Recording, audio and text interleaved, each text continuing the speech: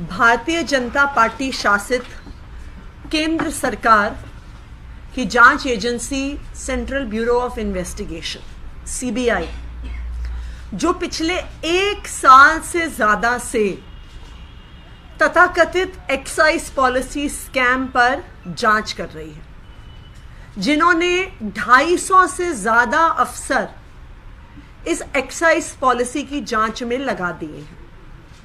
CBI ने मनीष सिसोदिया जी के घर पर रेड करी, उनके ऑफिस पर रेड करी, उनके पैतृक गांव पर रेड करी, उनके लॉकर पर रेड करी, लेकिन कहीं पर भी उन्हें कुछ नहीं मिला।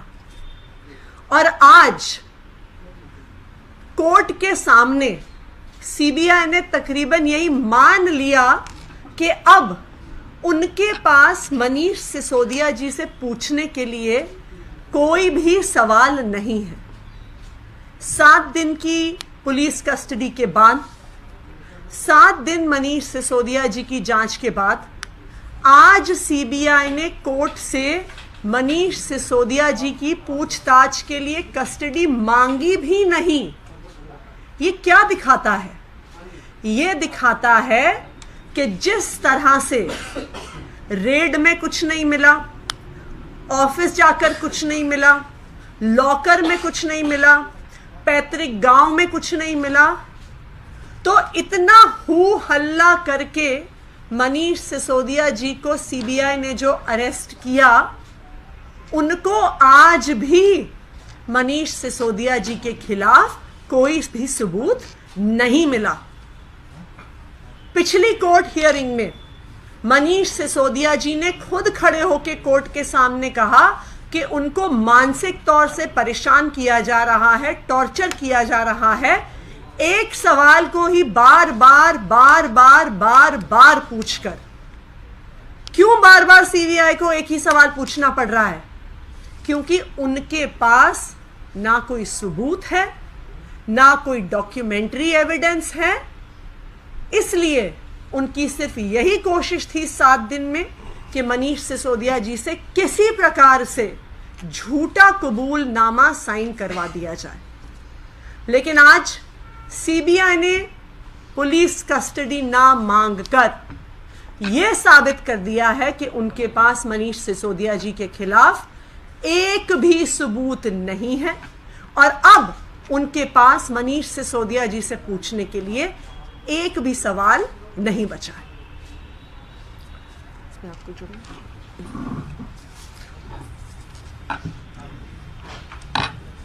तो जैसा कि आपने देख लिया कि आज सीबीआई के पास कुछ था नहीं कोर्ट में कहने के लिए, और ये पूरा देश जानता है कि सीबीआई जो कार्रवाई कर रही है वो किनके कहने पे कर रही है, किनके दबाव में कर रही है।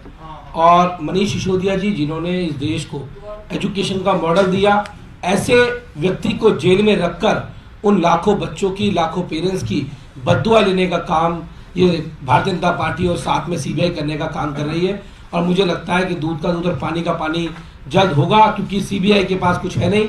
सब कुछ उन्होंने चेक कर लिया, सब कुछ उन्होंने जांच लिया, कोई सबूत नहीं है, केवल बस और पड़ताना करने का काम उनके पास है, और कुछ उनके पास बचा नहीं। अब हम जो हमारा सेकंड इशू है, एक दूसरे अहम मुद्दे को आज हम उठाने वाले हैं।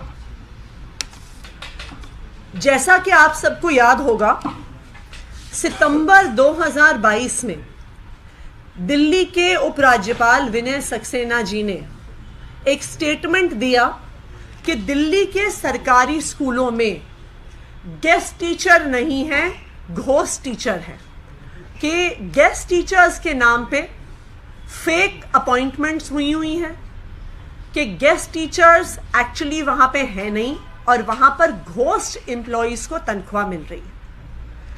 एलजी साहब ने खुद अपने अफसरों की इस मुद्दे पर जांच बिठाई, और आज दिल्ली के शिक्षा निदेशालय की जो रिपोर्ट सामने आई है, उसने सारा दूध का दूध, पानी का पानी कर दिया है।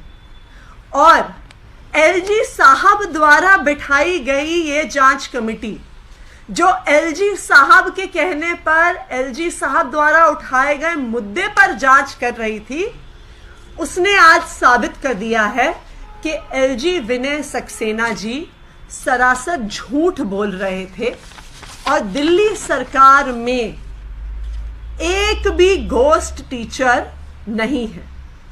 एलजी विनय सक्सेना जी के आदेश पर एक प्रॉपर जांच कमेटी बैठी। उस जांच कमेटी में दिल्ली के हर एजुकेशन डिस्ट्रिक्ट से ऑफिसर्स थे। 16,000 से ज्यादा गेस्ट टीचर दिल्ली के सरकारी स्कूलों में पढ़ाते हैं। इन 16,000 गेस्ट टीचर्स के डॉक्यूमेंट्स का वेरिफिकेशन हुआ। इन 16,000 गेस्ट टीचर्स की अटेंडेंस का वेरिफिकेशन हुआ और इन 16,000 गेस्ट टीचर्स के day to day time table जिससे वो स्कूल में पढ़ाते हैं उसका वेरिफिकेशन हुआ। और इस वेरिफिकेशन के बाद ये निकला कि ये सारे 16,000 गेस्ट टीचर्स स्कूल्स में मौजूद हैं, स्कूल्स में रोज जाते हैं, स्कूल्स में रोज पढ़ाते हैं और रोज इन गेस्ट टीचर्स की ऑनलाइन अटेंडेंस होती है। तो मैं विनय सक्सेना जी को आज ये कहना चाहूंगी कि आपकी ही जांच समिति ने साबित कर दिया कि अरविंद केजरीवाल और मनीष सिसोदिया जो दिल्ली के सरकारी स्कूलों में काम कर रहे हैं, ट्रांसपेरेंसी से कर रहे हैं, एक सिस्टमैटिक तरीके से कर रहे हैं, जहां पर हर टीचर की ऑनलाइन अटेंडेंस होती है, जहां पर डे बाय डे ट्रैकिंग हर टीचर की होती है। और आज विनय सक्सेना जी की जांच समिति ने खुद दिल्ली सरकार को, अरविंद केजरीवाल को एक क्लीन चिट दिया है और कहा है कि बहुत शानदार और ट्रांसपेरेंट तरीके से काम चल रहा था। ये जांच समिति क्या दिखाती है? ये जांच समिति स्पष्ट तौर से एक ही चीज दिखाती है कि विनय सक्सेना जी को सिर्फ एक काम है, अरविंद केजरीवाल के कामों को रोकने का काम है। आप सोचिए, 16,000 टीचरों के सारे कागजात को फिर से वेरीफाई करने में कितने अफसरों का कितना समय लगा होगा। इससे क्या पर्पस सर्व हुआ? इससे सिर्फ एक पर्पस सर्व हुआ कि जो अफसर काम कर रहे थे वो अपना काम छोड़ के एलजी साहब के पॉलिटिकल एजेंडा में लग गए। मैं एलजी साहब के सामने हाथ जोड़ना चाहूंगी कि विनय सक्सेना जी, आप भारतीय जनता पार्टी के कार्यकर्ता नहीं हैं, आप भारतीय जनता पार्टी के प्रवक्ता भी नहीं हैं, आप दिल्ली के लेफ्टिनेंट गवर्नर हैं। आपकी जिम्मेदारी है कि दिल्ली के लोगों के काम हो। आपकी जिम्मेदारी नहीं है कि आप दिल्ली के लोगों के काम रोकें।